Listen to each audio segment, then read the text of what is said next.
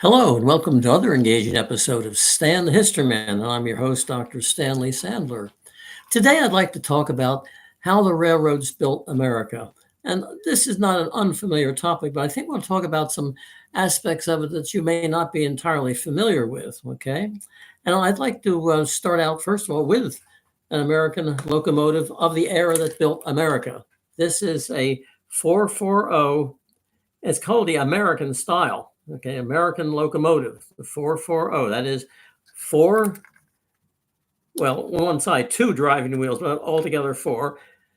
And then here, 4 4, the, I don't know what you call it in the front, but anyway, those little wheels there. Okay, now that locomotive can tell you a lot about this country in its early days, and also comparing to railroads in Europe. Okay, and one of the first things you will notice, or foreigners will notice, is the cow catcher. Okay, here's the cow catcher. Okay, now you can say, well, that's obvious. You know, they cows on the road.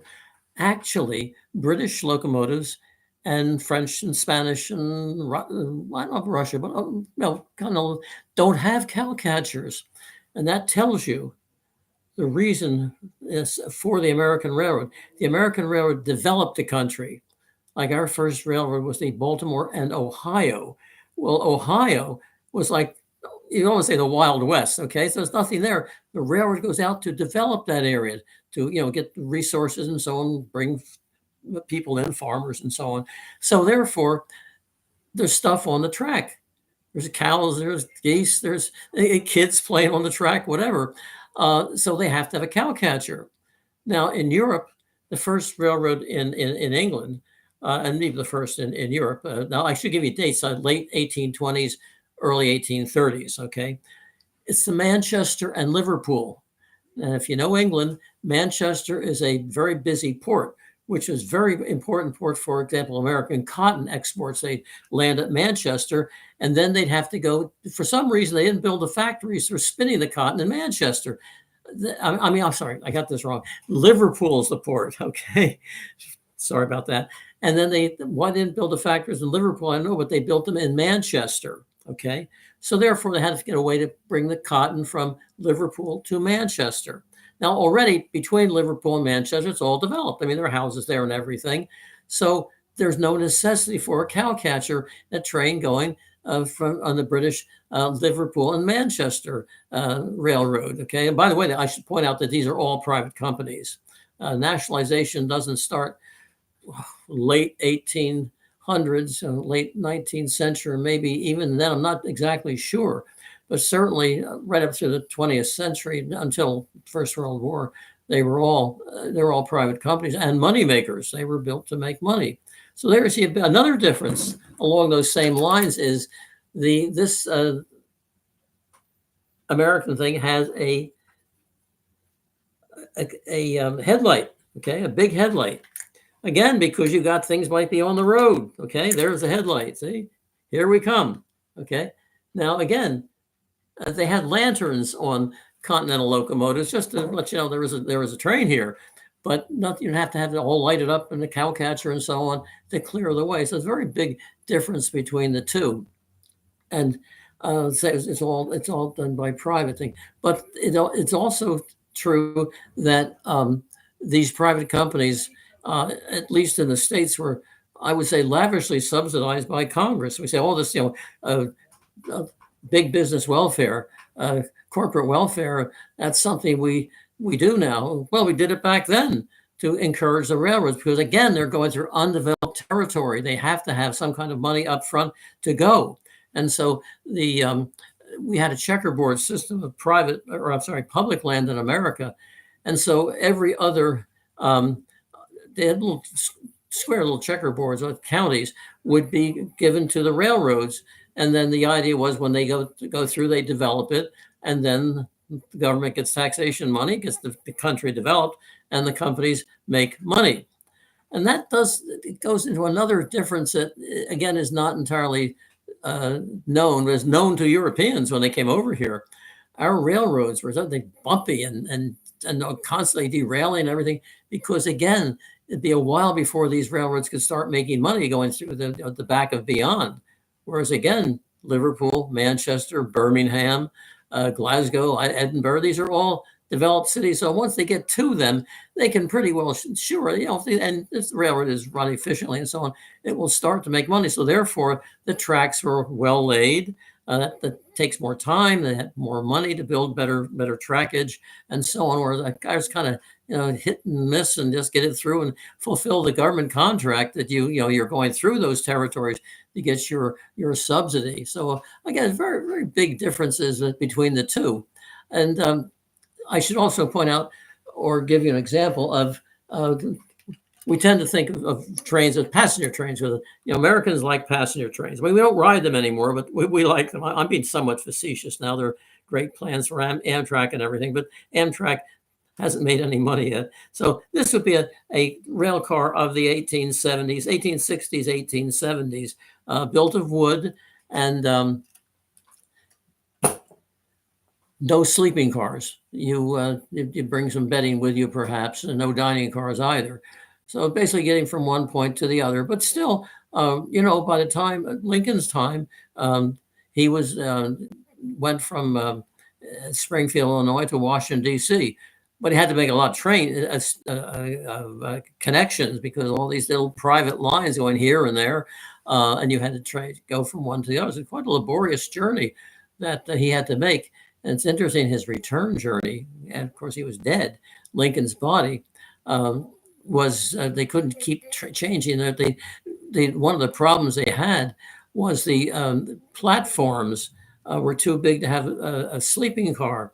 But George M. Pullman, who was really basically the founder of the sleeping car, he said that he got the contract to transport Lincoln's body back, but they'd have to cut back the platforms and all the train stations that they were going through, and they did that. And then they kept them cut back to use sleeping cars. And sleeping cars don't really come in until about the 1840s. I think it was maybe Mark Twain said the most happiest invention of our time is the railway sleeping car. You may say, well, remember, that's how people got around in those days. Going any distance, you take the train. We call it the horse and buggy age. No, it was not. It was the train age, also the trolley car. If you're in the city, literally every city in America had a trolley system. Like there are none that didn't. And most towns as well, like North Forks, North Dakota, they had a trolley system. Fayetteville, North Carolina had a trolley system. So, the people traveled by rail, either by steam engine or by trolley car, by electricity. But the electric comes later, and I'll go into that maybe a little later. I should also point out that the American locomotive here, from the beginning, burned burned wood, and that is why you have this big stack, because that would catch the cinders that came out from wood. And we chopped down a lot. I mean, imagine how much wood a locomotive would take. And the head, I think, Secretary of the Interior, back 1870, says our railroads are just our forests are going down before them. In other words, all the trees are being chopped down to provide firewood for the steam, the wood burning steam engines. As a matter of fact, a lot of times farmers along the way would make extra money by having stacks of wood, which when the train would stop, they buy the wood and then use it. So it was if we'd have gone on with wood powered steam locomotives much longer, we would have been practically running out of forest. So it's a good thing. And in fact, you've probably seen the famous photograph of the Transcontinental Railroad, the two locomotives coming together, and one has this kind for a wood burner, but the other has just a straight stack because it's a coal burner. So coal comes in gradually. We open up coal fields and so on as well. But that was a big change there. On the other hand, again, compared with Europe, which doesn't have so many forests, they went from the beginning. They went from coal, and the kind of coal you use, that was a very very important, of course. And the best were the Welsh anthracite or Pennsylvania anthracite. And as a matter of fact, many Welsh miners came to the United States, came to Pennsylvania to work in the coal mines. As a matter of fact, there's the town outside Philadelphia called New Wales, and Gwynedd, that's a Welsh name as well. So I can think of 3 or 4 Welsh names, places just around Philadelphia that were founded by Welsh people from the coal mining industry. So big rivalry, if you will, between Pennsylvania anthracite and Welsh anthracite coal. Anthracite is hard coal, and it burns with less smoke. It's just a lot more efficient, but it's more expensive as well. There's not as many, there's a lot more anthracite or bituminous, the soft coal around, than anthracite coal. So as we get through the 19th century, the railroads, they go over to coal. You start to get sleeping cars. And the American sleeping car, if you take Amtrak today, and I hope you do, I do all the time when I can, there's a compartment. Okay, if you're you can sit in the coach and sit up all night if you want, but they have these compartments. But in those days, what a Pullman had was that the seats would come down, and then there would be a mattress you put over it, and there are double layers to an upper bunk and a lower bunk, and then there were curtains to protect privacy. And then there were washrooms at either end, male and female, for the riders. So what you get now, now we have compartments with the bath, even showers, sometimes the top of the line, but certainly a wash basin and maybe a toilet and so on. So it's much more luxurious. Although I would say at top of the line Pullman cars, you could get compartments in them, but they were very, very fancy. And of course, expensive. So most people in fact, someone wrote a poem back then about, the big shots. They're riding the Pullman car that we, the working class of America, we have to sit up all night long. And that's, there's a lot of truth to that. But what happened was, of course, the railroads really, they said how they developed this country, and the completion of the Transcontinental Railroad in 1869. See, that was a contentious issue before the war. And you can say, well, what's so contentious about building the Transcontinental Railroad? I mean, we all need it. Country's expanding, moving westward. Well, the South felt, do you want to build a Transcontinental Railroad? And we're even not so sure about that because, we've got our cotton on the eastern coast. And so we don't need railroads that much, but you have to have a railroad. It has to take a southern route. And of course, they blocked it. They had that veto power. Because in a sense, the South was a one-party state. It was Democrat, and a few Whigs around, but mostly Democrats, and they blocked it. But here's the thing: when they seceded, everything that they opposed was stopped. Okay, and then the Lincoln administration, we're going to get to work on that Transcontinental Railroad, and it's going to take the best route, which they figured was mid-country. The South did make some arguments. It's flatter down here, and it's not so, the climate is better, but basically it's going to be southern. So we went through the Midwestern route, and in 1869 it was finally completed. As you may know, there's stories about the building of the Transcontinental Railroad. The term "hell on wheels" came from, they had these railway cars filled with the workers, and they would inch along as the track was being laid. And those railway cars were often accompanied by, bar cars and the brothels and whatever. So, and there's no law there because it was, they're moving all the time. So hell on wheels, that's where it came from these crew cars, you could call them.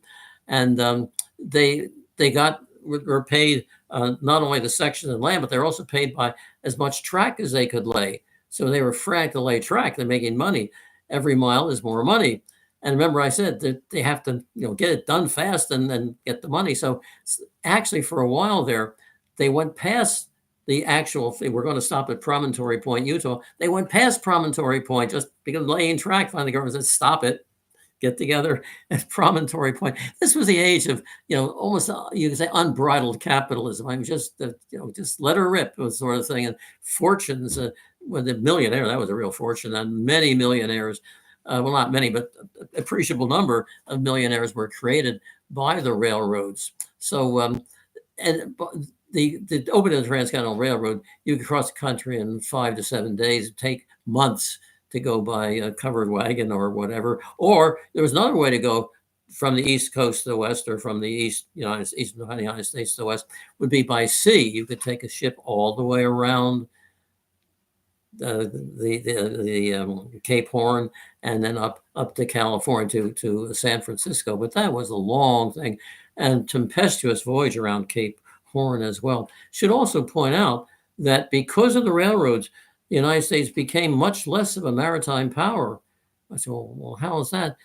Well, first of all, the railroad in and of itself diverted investment and attention away from the seacoast and westward. And just as we began moving westward, we weren't that much up against the seacoast. I mean, we had, and the other thing also was the Civil War. The Confederate commerce raiders wiped out the American whale industry. And well, that's good, But anyway, that was a major, lamps and all. If people realize the lamp was an invention of the early 19th century. Before that time, we had lanterns and candles, but the oil lamps, well, it was whale oil. And so that wiping out of that fleet meant we had to buy our oil from British ships, merchant marine, and that type of thing. It became much less ocean oriented. I'll tell you something else. Speaking of that, one of the causes of the American Revolution, and don't hear much about that. In fact, I think I only one authenticated source for it, was Philadelphia was the second largest city in the British Empire. And what was Philadelphia based on then? Commerce. I mean, some farming around it, of course, but basically commerce and shipping. So we were, and that's one of the major reasons you can't keep a country down with the second largest city is in it, or can't keep a province down. That's one of the major reasons we were wealthy here. In fact, wealthier. The average American in 1776 was considerably more wealthy than a British. So most British came over here for money, not because freedom of religion. Sure, that's important, especially in New England colonies.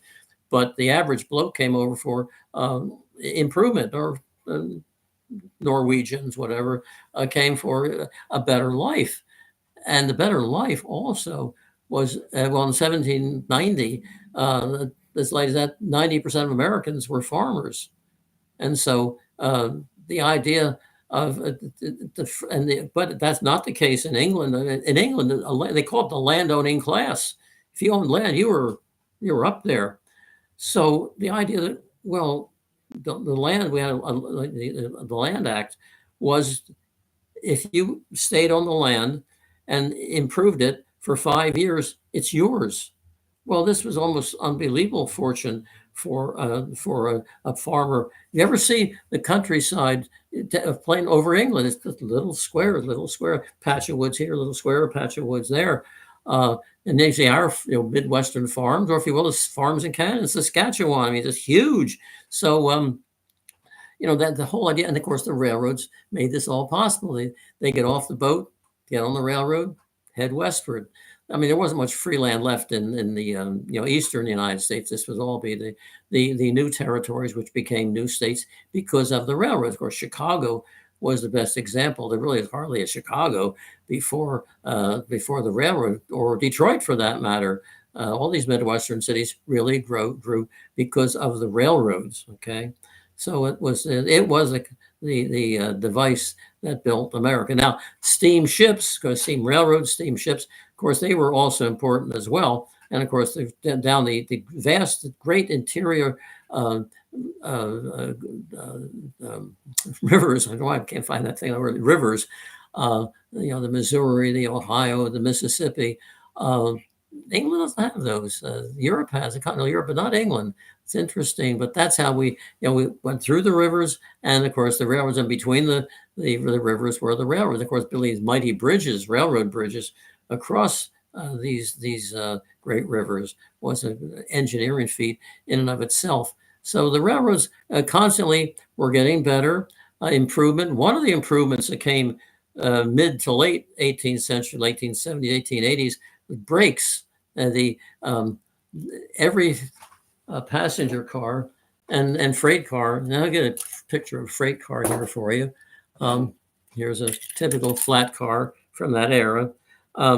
Had a hand brake, and the locomotive engineer would blow the whistle and the brakeman would have to run along the tops of the cars and grind the brakes.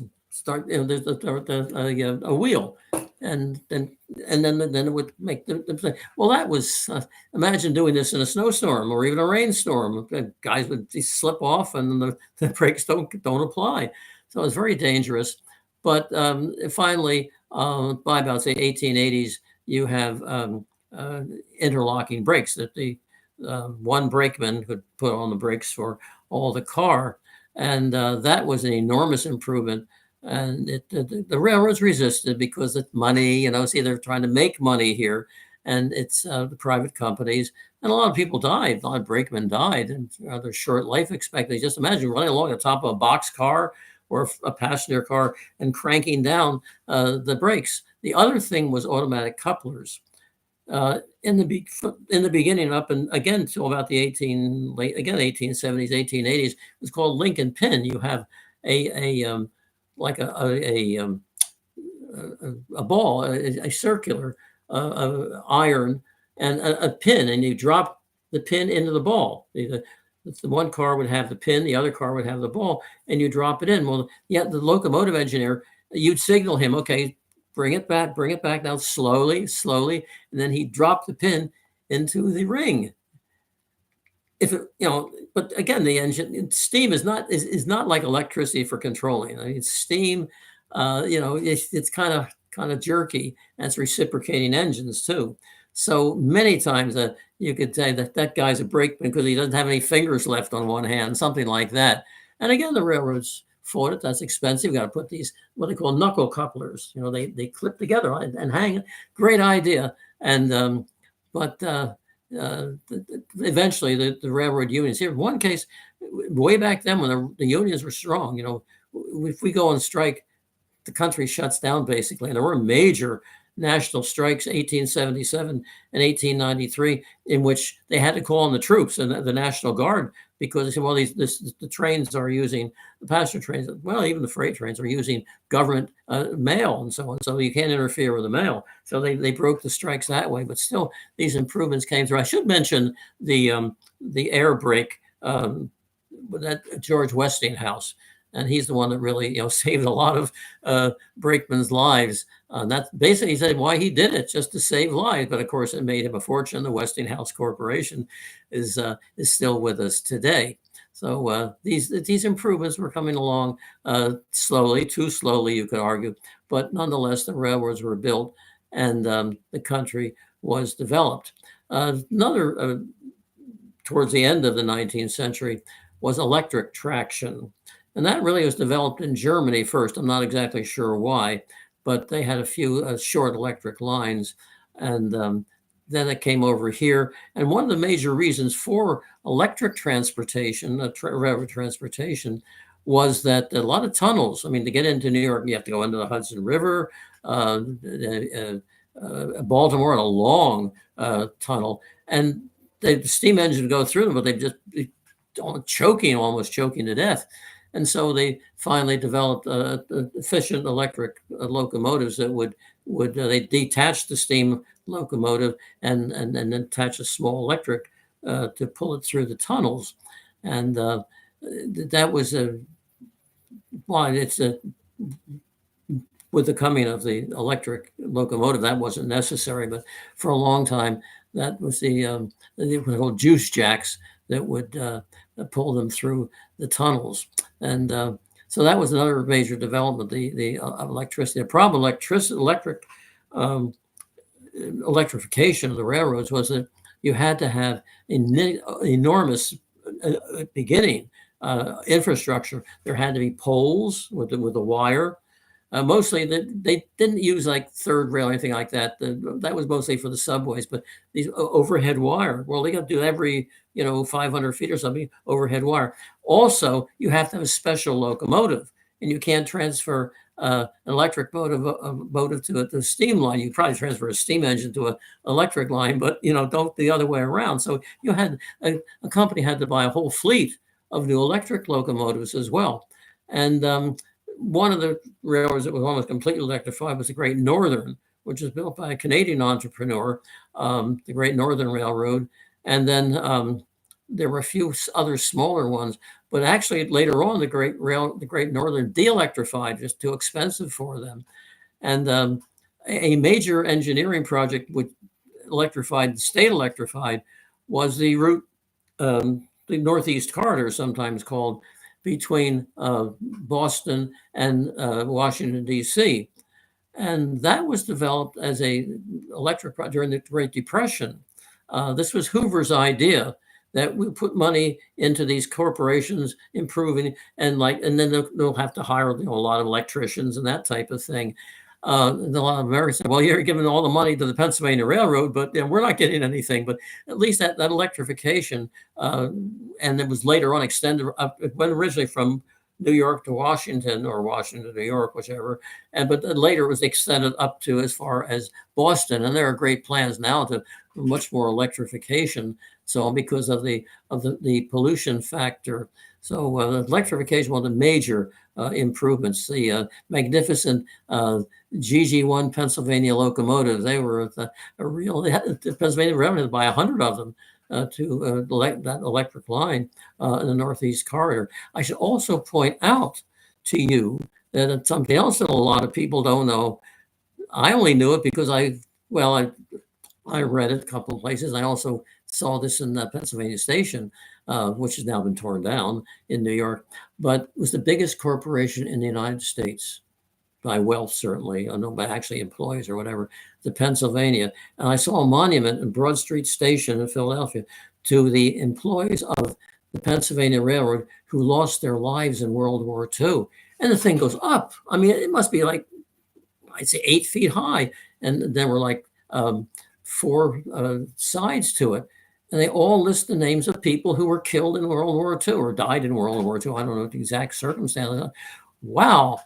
That late, the Pennsylvania Railroad was really big. Now, whether it's still the biggest, and probably General Motors were by that time, it's still big enough to put up a monument like that.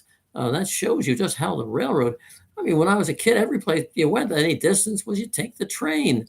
The idea of flying. Say, well, what about flying? Very expensive. I read somewhere that to fly from Canadian National Airlines from Montreal to Calgary was $500. Now, that was a lot of money back then, of course. And so, but the DC-3 ocean airliner certainly made that possible. But I would say up until 1960, maybe, about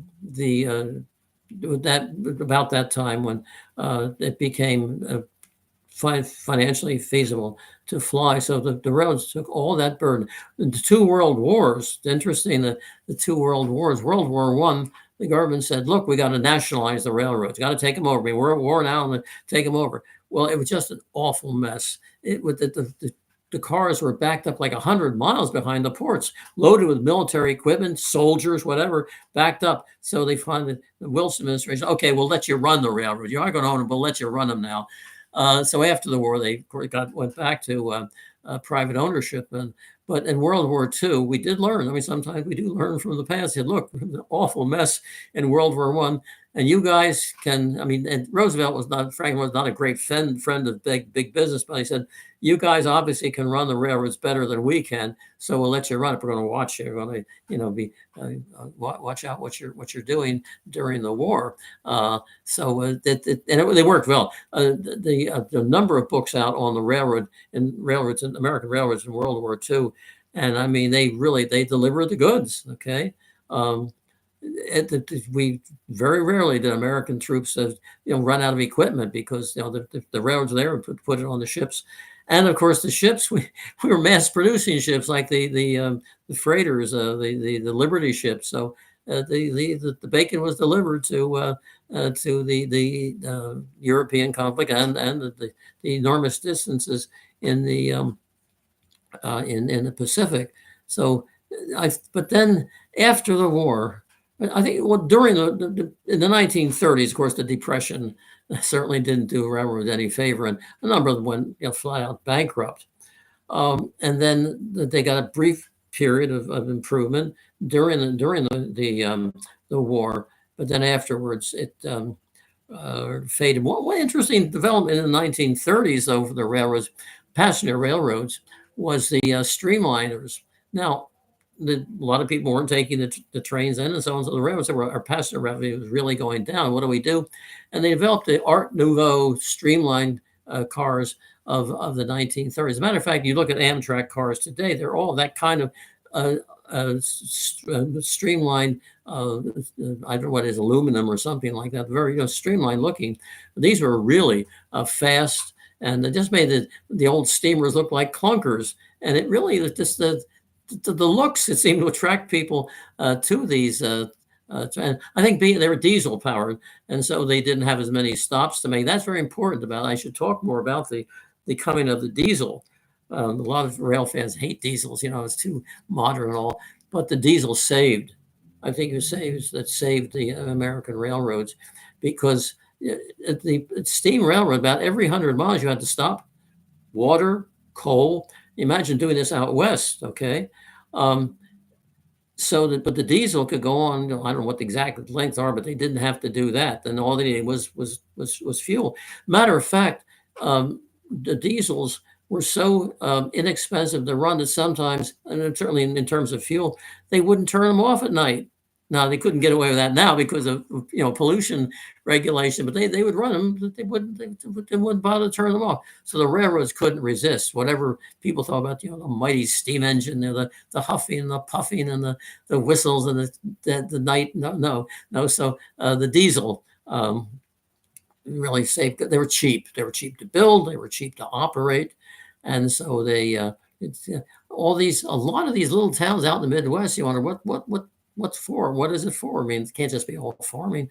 They were stopping points for steam engines to refill, and that stopped with the coming of the diesel. The diesels, I would say, came in about in the 1950s. I remember for some reason Canada held on to steam engines. Well, I know what the reason was, because of the coal in Nova Scotia. So they want to keep the coal mines working, and and the steam engines running. And actually, interesting, the Canadian railroads, they had the Canadian Pacific and the Canadian National. The Canadian National actually was run by the government. Canadian Pacific was private, and they were great for. The great distances in Canada were very well covered by the Canadian railroads. They had to be subsidized at least to burn coal. In fact, I remember seeing coal burning trains going by when I was in Canada in 1957, 1958. So, but basically the Canadian railroads are pretty much like the American railroads, and they have their Amtrak, which is called Via Rail. So anyway, by the 1950s, the railroad passenger revenue was way down because people were, and that started actually, of course, with the coming of Henry Ford, the Model A. But the railroad still held on, especially with freight traffic. But by the interstate highway system, I mean, the government is building all these highways, the Eisenhower interstate highway system, but they're taxing the railroads. It's kind of like, well, the highway, they're public, anybody can use them, but the railroads, they're private and they're selfish, and we got to tax them. So every foot of railway track was taxed, not to mention all the stations and the whatever. But now, of course, the license fee would supposedly pay for the highways, but I'm sure they really didn't. I don't think the big trucks ever pay the full amount of the damage they did to the highways, the 18-wheelers, which really didn't come in until the mid to late 1960s. So these were body blows to the passenger service, and that is why in 1971, Amtrak was chartered by the American Congress, the U.S. Congress, and then I said the Canadians also had Via Rail, and the English nationalized their railroads. Well, first they consolidated them after World War I into four big railroads. Well, big by English standards. I mean, I think there's only one line in all of England that's overnight. We take a sleeper from London to Edinburgh, Scotland, I guess. But and then after World War II, with the coming of the socialist government, anything big like that's got to be nationalized. and so they had the British Rail, and then that they British Rail endured a savage cutback under Lord Beecham. The Beecham's cutback, a third of British Railways are cut back. Well, they're not making money, it's they're not making revenue anyway because they weren't private, and we just had to kind of. Now they're trying to rebuild them, of course, and doing a fairly good job, I think, of rebuilding what Beeching did. And Beecham was late 1963, 64 was the Beecham report, and then carried out through the 1960s. So the there was but now they've gone back to privatizing. A fair number of small private companies I never heard of are now running British Railways. So it gets rather confusing. But Amtrak, that was the one thing. 1970. I keep saying 1871. My historical brain. 1971, and it was rough at first. I'll tell you. I took as soon as I could. I won't take this new line Amtrak, and I was taking that route from Philadelphia to New York, the electrified route, and you could feel it, the bumping, and it was really and often delayed because the freight railroads. That's the problem in this country. We can't have a separate private railway track, and so we have to share it with the freight lines, and the freight line, they were to be fined if they delayed an Amtrak train. The Amtrak train has priority. A lot of people on board. You can't just leave them sitting around. The fine, though, was so little that a freight train, let's say, will run it through because the money we make off the freight train will be more than the fine that we pay. The fine is just an added, expense. And apparently that still happens sometimes. I was reading about one railroad, I will not name it, that is accused of doing that deliberately, delaying getting their trains through at the expense of Amtrak. Okay, so it was pretty rough, I say, in the old days, but gradually improved with new locomotives and new cars. The old cars weren't all that bad, though. They were comfortable. I traveled in them. It's interesting. I would take the train when I was at Fort Bragg as a historian. I took the train from Fayetteville up to New York or Washington to do research, and they hardly know what I was talking about. You want to take a train? Yeah, sure. There's a railroad right by here. Well, you ride in the hot caboose or what? I'm exaggerating slightly, but that is what happened to American passenger railroads. I mean, that they never thought, and the train was just as cheap as flying, so I had no problem. I mean, there's a certain amount that they give you to go from Fayetteville to New York or whatever, and that was on Amtrak. That was Amtrak sleeper, so I could sleep on the way up.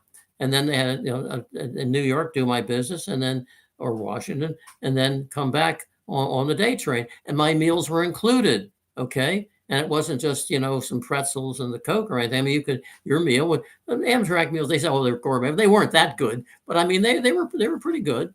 And you'd sit there and watch the cargo, the scenery go by. You remember the line? Dinner in the diner. Nothing could be finer than to have your ham and eggs in Carolina. And that's what I was doing. So I'm always been a rail fan, a trolley fan, whatever. But I really used as much as I could. Anytime I go TDY from Fort Bragg or Fayetteville, I take Amtrak. So I saw, the American Passenger Railroad at its height in World War II. I was just a kid in World War II. Tell you a story about that. My mother and I were going to see my father at Indiantown Gap in Pennsylvania, where he's undergoing basic training. And the train we used was actually, I swear, the converted boxcars. They were the seats were I don't remember what they looked like on the outside, but the seats were wooden seats with like a linoleum lightly stuffed with cotton. So that's how we traveled from Philadelphia to Indiantown Gap, Pennsylvania. And we got to Indiantown Gap, the crowd at the station, and everybody, my train, troop train, they had to pass me over the head of the crowd so I could finally get to see my dad. I didn't see him again for 4 years. Of course, he went off into World War II. But the trains were certainly the lifeblood of the United States and of England and of Russia. One of the great stories of Russia. I mean, in the early days, it was just pandemonium. The Germans were driving forward, and Stalin's stupid decisions: stand, don't retreat. But the railroads, at least, they said, whatever Comrade Stalin says, we're getting out of here. And they loaded factories and everything. I've seen pictures of railroads, locomotives going backwards. They never had a chance to turn them around, load everything up and get out of here. And they managed to a lot of plant, factory, whole factories and machine tools and all were taken like Kubishev beyond the Nazi reign. I mean, a lot of them were shot up by German air power, but they managed that probably saved Russia. Had it not been for the Russian railroads, I think maybe they would have, at least the Nazis would have gotten Moscow. I mean, they got that close. They could see it through field glasses. So you could argue that they certainly won the war for us and for the British, but they saved Russia. Okay. So, and the German railroads were very efficient as well. I mean, you have to give not the Nazi, but the German, just the average German railways, they were superb, efficient, and fast, and they unfortunately kept Germany going all through the World War II era. So I guess, like I said, I lived through American railroads at their peak during World War II, and then their collapse, passenger railroads at least, after in the 1960s, and then the revival under Amtrak, the shaky revival, and then to where today it's interesting. They have all kinds of plans for high-speed rail. You might say, well, this is old-fashioned, World War II. And you look at the plans, you see it on Google, all the plans for high-speed rail network throughout America. We're saying, well, the Europeans are doing it and the Japanese are doing it, so why shouldn't we? So very much so because of, we're painted into a corner, as you will, with highways and cars and pollution. And it's almost inevitable, this big country, they're going to put money into these high-speed rails. So the train is definitely coming back, passenger and freight. I should make somebody might have misled you, and a lot of Europeans are to American railroads because they rode on Amtrak, especially in the early days. Well, all that time, the freight railroads were doing well. Well, they had a weak point. I think about the 1970s, they were going down, but they started to pick up. I'm not sure exact reasons why, but by the 80s, the railroads were actually more profitable, the most profitable of any American industry at that time, 80s and 90s. And they did it by efficiency.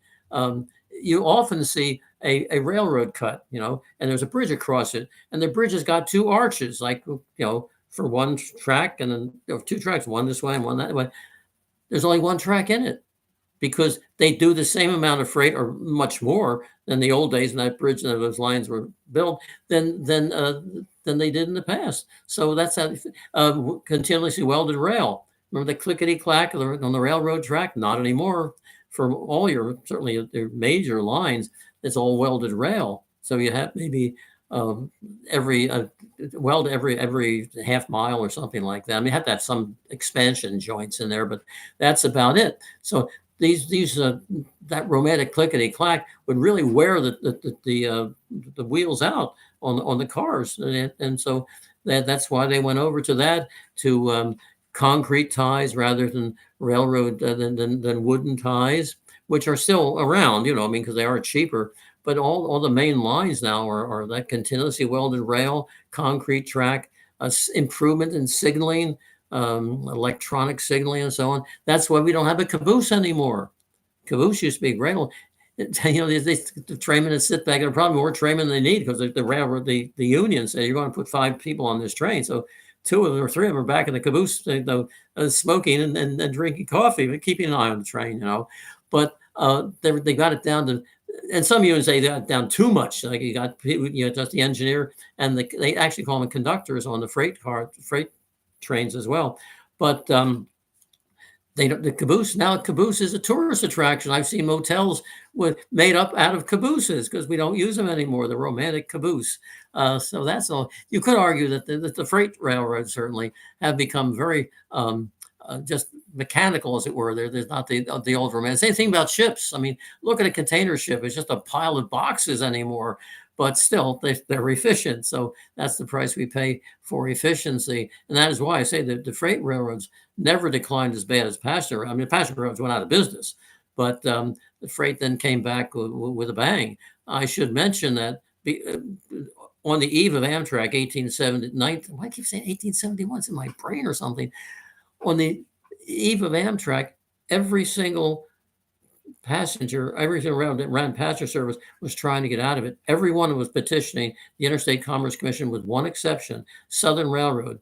Graham Claytor, the head of Southern Railroad, he liked trains. He loved trains, and he was just a businessman. He loved trains, so he was going to keep Southern going on his own, and they'd have Southern passenger cars. But even Southern Railroad finally had to throw in the towel. We can't do it, and that's so Amtrak is not making any kind of a profit. I mean, some years, we're doing pretty well this year. We're not doing so well next year, subsidized by the government. And I guess that's what we have to have. And this isn't unique to America. I'm sure all the European railroads are so. I read somewhere that European freight railroads are subsidized. I mean, that's pretty bad when you got to subsidize freight railroads. But on the other hand, we all know all the French Très Grand Vitesse, the TGV lines. They think ours look pathetic, but they were built by the government, and I believe that they're actually owned by the government. And of course, the Japanese high-speed lines, but even places like Malaysia have high-speed lines now. China has high-speed lines. So we're very late to the game. All this, the great old railroad, the good old days and everything, it really does slow us down to get into the modern railway age. And of course, you can say, well, we're a big country. The Chinese have long distance railroad trains, which are high speed, up to date. But I'm sure they're owned by the government and run by the government. Okay. I think it'd have to be. Passenger railroad, passenger conveyance is very expensive. Even if you go third class, I mean, it's expensive, and they private railroads cannot do that. But anyway, I thought just I'd like to talk to you about how the railroads built this country, and the whole the history of the railroads from the 1830s right through until 1971 and beyond that into modern times. Well, thank you very much for listening. I'll hope to see you again. Bye-bye.